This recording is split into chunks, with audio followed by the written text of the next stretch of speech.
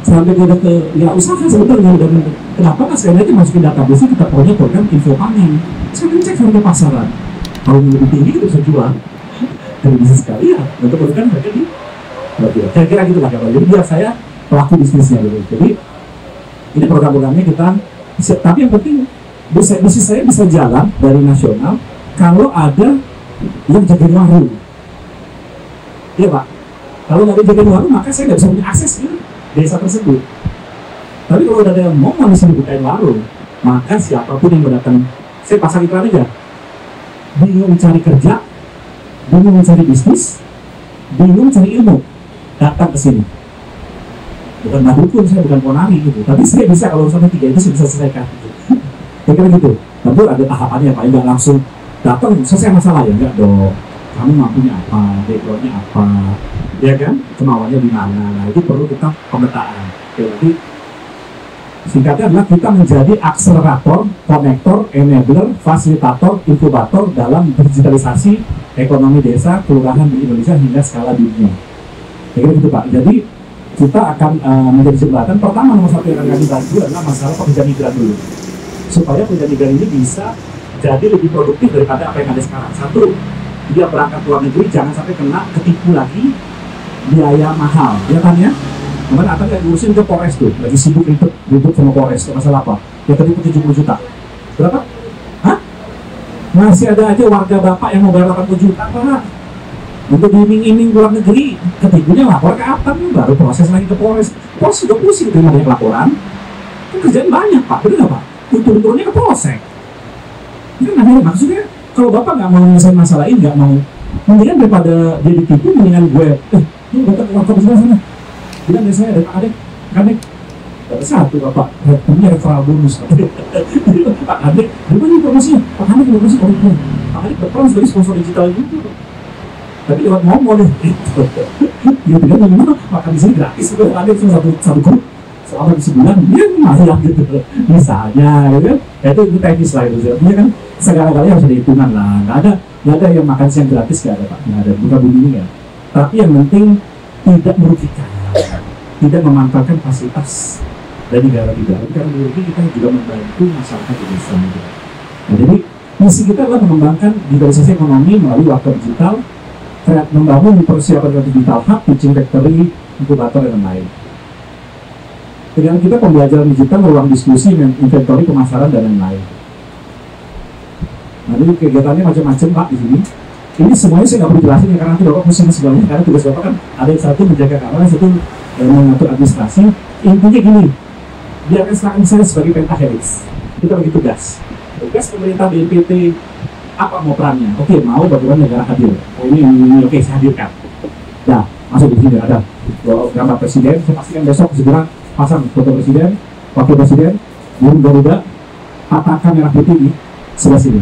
Saya pastikan setiap pagi momen harus nyetel lagu Indonesia Raya dan lagu siang hari apa? Pak Budi kasih aja ke PR-nya. Udah saya perintahkan momen dan seluruh jaringan saya melakukan hal itu. Bagian daripada negara hadir untuk memberikan cinta tanah air bagi masyarakat di seluruh Nusantara. Itu satu. Nah, kedua pasangan apa nih PR-nya untuk kita? Kita kerjain.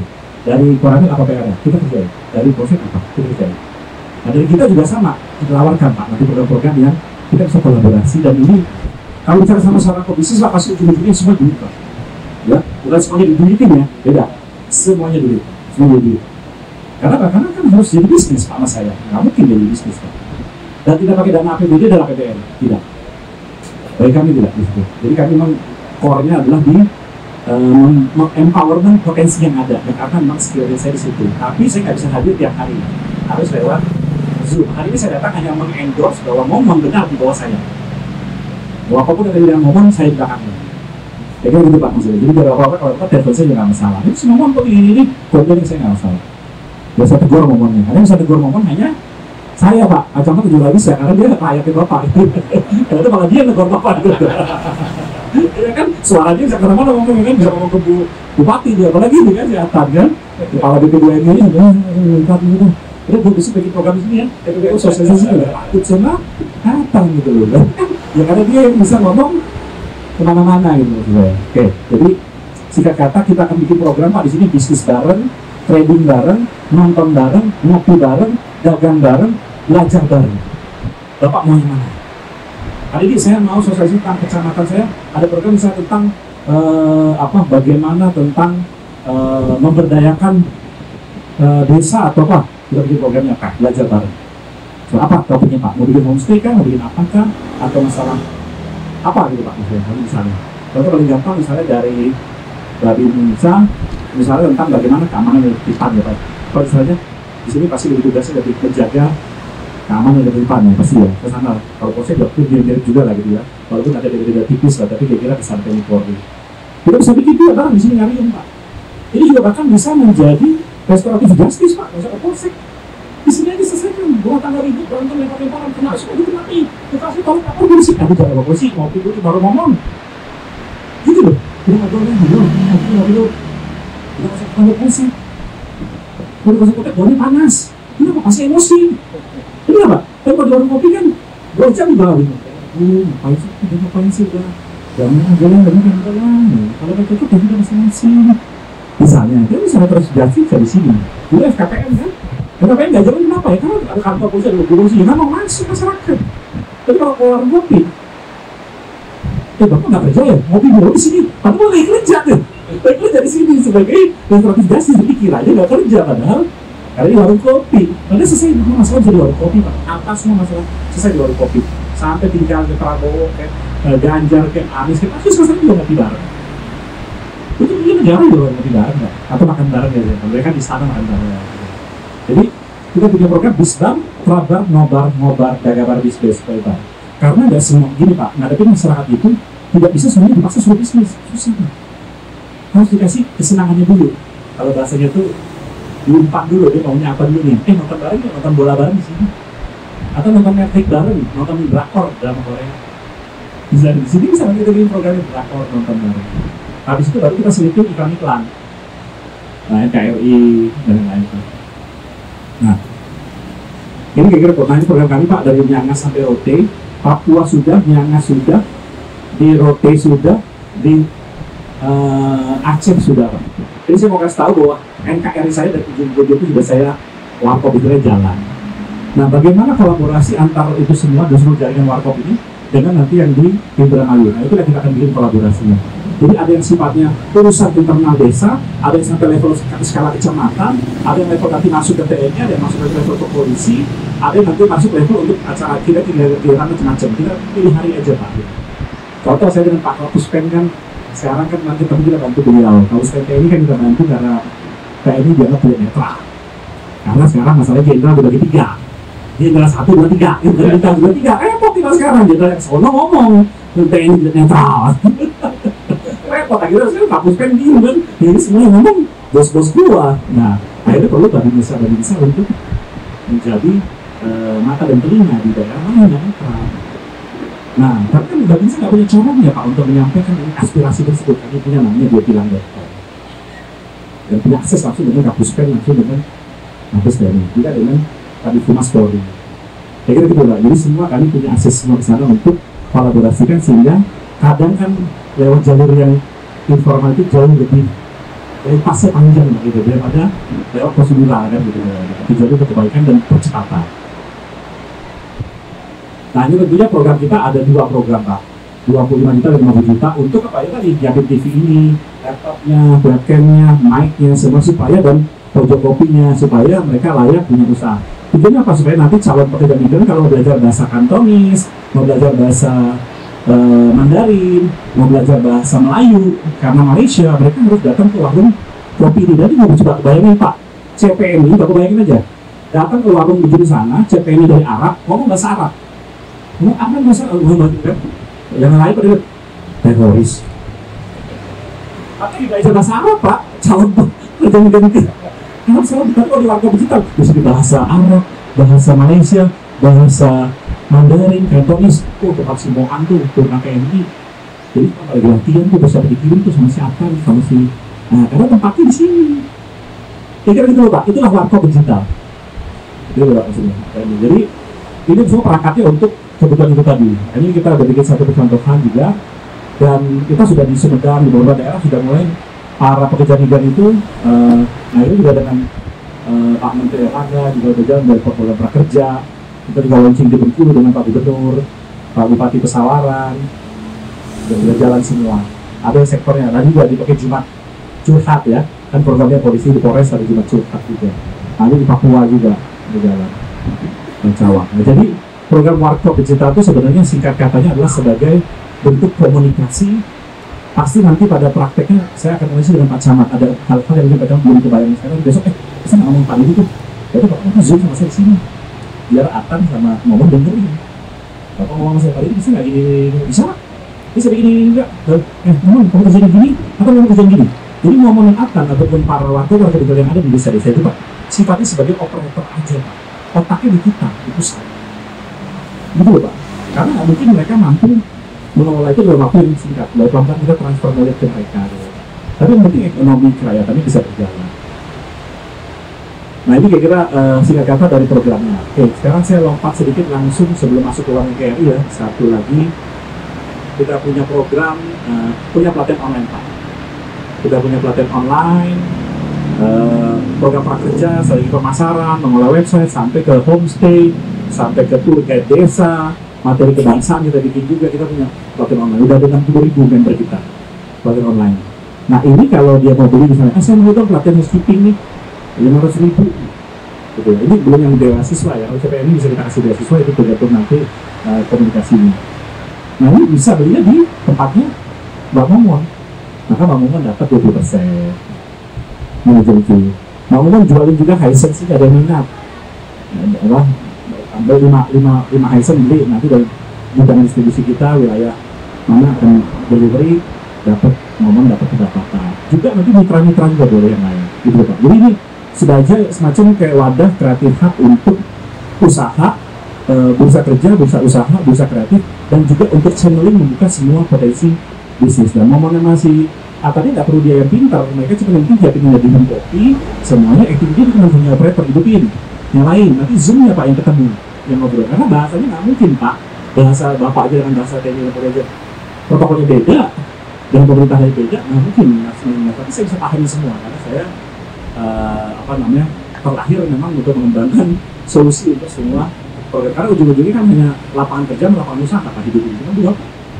Ya kan Pak, tugas dari pemerintah kan bagaimana membantu masyarakat untuk bisa punya peluang lapangan usaha, lapangan kerja. Itu selesai. Nah itu kok sebenarnya. Nah ini program-program pendukungnya Pak di sini. Kegiatannya kita bisa juga bikin program beasiswa anak berubah homestay bisa. Nah siapa tahu ada program dari Bapak kan homestay. Kalau sama orang lain mungkin dia hanya pelatihan sekali dilepas. Kalau kita kan ada momen di sini. Maka rutin dia terus sampai dia bisa berkembang. Ini hanya sekali pelatihan lepas Pak. Saya 20 tahun Pak, udah banyak bikin proyek-proyek pelatihan Pak. Ya udah gitu aja. Latihan saya udah nggak lagi capek. Nggak ada nilai manfaat buat saya Pak. Umur udah tua, terus kerja sesuatu yang ya udah selesai, nggak ada apa-apa. Rasanya nggak tumbuh berkembang. Makanya saya kembangkan program seperti ini. Nah dari ini kegiatan ini semua nyambung dengan warung NKRI. Nah ini kita satu lagi. Kita punya juga yang namanya citizen journalism Pak. Ini para Babinsa, Babin Kaptipmas juga bisa menjadi jurnalis, citizen journalism. Nah, ini polisi squad, polsek. Jadi Babin Kaptipmas dia melakukan kelapangan kan sayang, dia foto, dia nilang, dia apa, daripada ntar dia difitnah, dia foto aja, dia upload kegiatan dia tilang. Kalau orang lain yang foto dikira kan fitnah Pak. Yang sekarang zaman gampang fitnah Pak. Jatuhin orang masalah Bapak bener kan, masalah belakangan Pak, yang penting rame dulu viral. Lah pimpinan kan lihat Bapak di foto kan udah ribut duluan, bermutasi dulu. Kan kadang-kadang gitu, zaman sekarang yang memberikan fitnah luar biasa. Jadi kita punya citizen journalism, jadi Babin Kaptipmas, Babinsa, Karang Taruna, pemuda bisa menjadi jurnalis warga, PNI juga bisa memberitakan dari Arab Saudi dia dilecehkan, kita upload ke situ. Makanya kita akan banyak bantuan dengan sedikit. Ini di jalan di mana-mana, polseknya dari Pesawaran, dari Sukabumi, dari Jawa Barat, dari Sukabumi itu, Mbak Somo aktif sekali dia. Walaupun dia udah bukan lagi di Humas, dia udah pindah ke bukan Babinsa lagi, bukan Babin Kaptipmas, dia udah pindah lagi ke bagian apa yang troli itu, troli polsek, Samapta ya. Nah itu udah pindah, tapi dia tetap jadi wartawan juga. Jadi kalau dia jadi wartawan, tetap jadi wartawan karena itu jiwanya kan. Kayak Bapak gitu, Bapak mungkin hobinya nyanyi kan jiwa. dia ini nyanyi, tapi dokter sebagai aparatur gitu kan, nggak apa-apa kan, ya, sebagai apa, ya keamanan kan untuk dari polisi lah. Jadi kan, itu kan hobi kita namanya Pak. Nah hobi kan boleh juga menulis Pak, kayak gitu Pak. Dan ini membantu masyarakat banyak. Ya. Nah, jadi ada macam-macam kegiatannya. Kemudian, nah kita juga ada pekerjaan migran. Nah ini dia tadi kita. Jadi kita mau minta tadi sama ngomong sebanyak-banyaknya mereka yang mau jadi sponsor, daftarkanlah sebagai sponsor. Bahasa kita kan bahasa asalnya sponsor, bahasa kita agen rekrut. Tapi ada standar, jangan nanti nentuin harga 10 juta. Standar 2 juta. Agen rekrut kalau setiap agen saya kan 2 juta. Jadi itu semua official. Nah, tapi kalau apa kan nggak boleh. Kalau mau istri atau anak atau saudara boleh aja, tapi jangan bertugas gitu menurut saya. Kan gitu nanti nggak etis gitu. Tapi kalau saudara, istri itu boleh aja, masalah daftar di sini. Gitu loh. Jadi bahasanya itu referral Pak. Ya kan referral kan kadang-kadang daripada dia 5 orang nggak dapat peluang kerja, ntar ditipu pula. Akhirnya kalau ditipu kan jadi makanannya apa? Lapor ke LBH. Kan ribet. Kemudian daripada ditipu udah kasih di semua. Kalau komputer tuh pakai bener sih. Kalau komputer tuh udah aman tuh gitu. Aman loh, jangan tipu. Kira-kira gitu maksudnya. Jadi, nah ini udah banyak yang daftar juga. Nah ini kita lagi, mereka nanti sudah daftar, nanti mereka daftar di sini tidak langsung dapat tugas atau tidak. Maksudnya dia ada profil digitalnya. Tapi profil digital itu siapa yang pertama kali menemukan dan nyuruh dia masuk mendaftar, maka begitu dia masuk diterima ke negara mana, di sistem kita tahu, oh bapak ini yang pertama kali ya. Sistemnya nggak bisa bohong Pak. Kadang kan ribet gitu Pak rezeki Pak, udah gue mah, ternyata gue nggak dikasih, ditinggalin. Nah ini nggak bisa di sini, nggak bisa karena nama-namanya langsung di sini nih. Profilnya kalau diklik udah tahu ada berapa nama dia. Misalnya diklik udah berapa orang yang dia apa namanya, oh dia kita nggak bisa buka di sini, ada kita bisa lihat di dalamnya beberapa yang dia punya gitu. Jadi lebih apa ya Pak, lebih fair gitu. Sama kayak Gojek, zaman dulu kan Gojek kan ojek pangkalan, terus setelah ada Gojek kan tertata.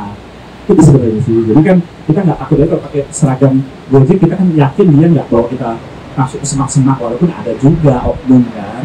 Tapi hanya 1 dari 100.000 gitu dia. Sebulan sama dengan ini juga, supaya PN ini masalahnya juga selesai atau tereduksi lah. Kalau nggak jadi masalah terus Pak. Gitu. Kalau nggak ada yang memulai siapa ini jadi masalah terus. Nah ini kira-kira dari kami, nanti langsung aja Pak, sebelum tanggapi oleh Pak Camat, karena waktu ini terbatas, kita silakan dari Pak Bang Jupri ya, sebentar saya siapin tadi. Nah ya, kita bisa makan siang juga ya, Pak? Iya, sudah. Langsung aja program makan siang sama santai gitu. Boleh merokok nggak ya? Boleh, kopi silakan Pak. Nah itu yang ditunggu-tunggu. Kopi pasangannya rokok. Baik Pak Dedi, Pak Camat, Abang Kabit Desa, teman kami dari Polsek. Sebelum saya persilakan dulu pada teman saya, Alhamdulillah, beliau dari Jajaran Pelaporan PPD untuk memberikan sedikit prolog. Nanti saya tambahkan di bawah ini pada Mas Alhamdulillah kami persilakan.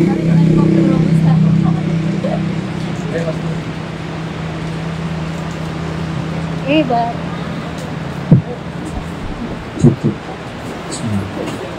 Assalamualaikum warahmatullahi wabarakatuh. Bapak mau kopi? Mohon izin Bapak Kapal api ya Pak. Perkenalkan nama saya Ahmad dulu, bisa dipanggil dulu. Kelas saya dan Pak Jufri, kemudian ada Mas Arul juga, Mas Hendro. Kami dari BNPT, Badan Nasional Penanggulangan Terorisme. Jadi saya mau menjelaskan sedikit.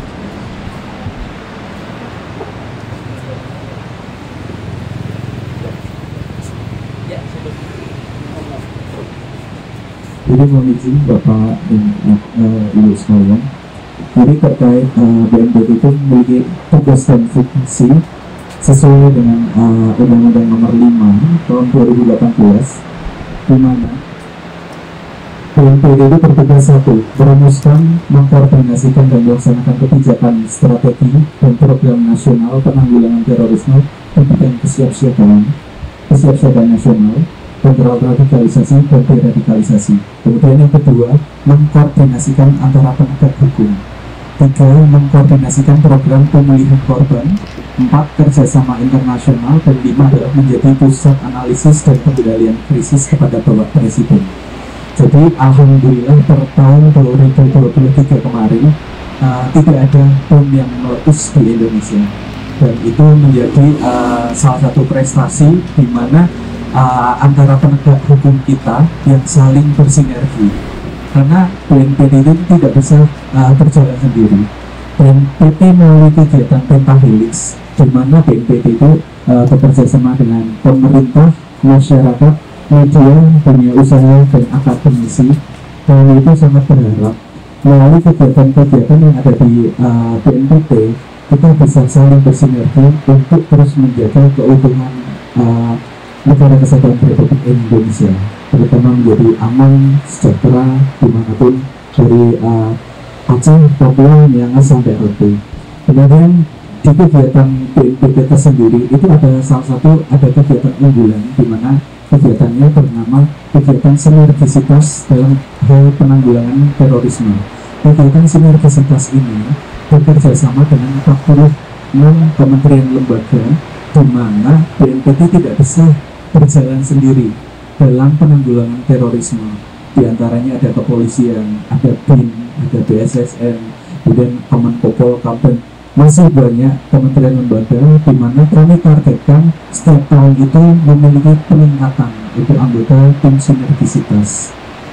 Misalnya BNPT itu tidak bisa dalam pembangunan rusunawa, tidak bisa membangun jembatan, jalan, pengaspalan, membangun masjid, tetapi ketika dalam sasaran atau target operasi yang ada di BNPT itu membutuhkan hal-hal demikian untuk demi kelancaran kegiatan, BNPT bekerja sama dengan kementerian lembaga terkait, misalnya dengan PUPR, pembangunan jalan, pengeboran sumur oleh Kementerian ESDM, PJUTS. Nanti setiap jalan itu ada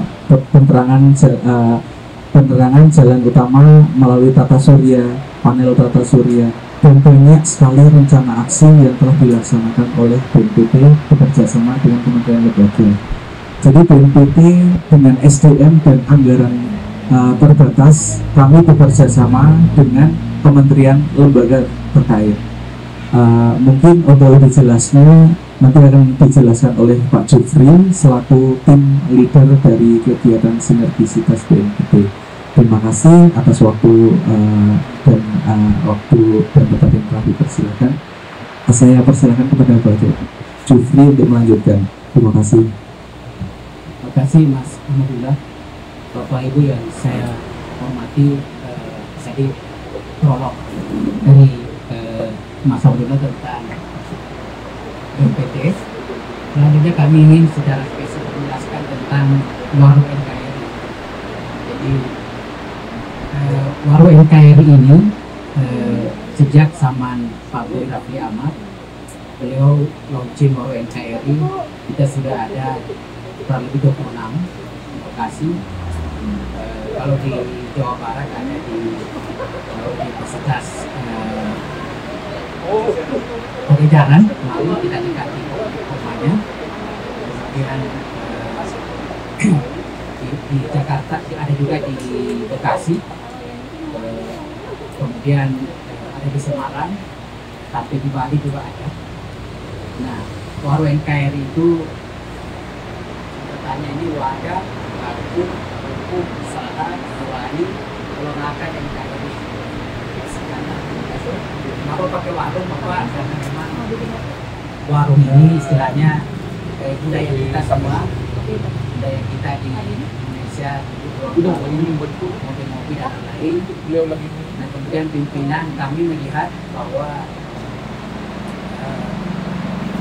ada fungsi warung ini perlu kita tingkatkan, jadi menjadi wadah untuk berdiskusi mengenai atau meningkatkan kesadaran kita tentang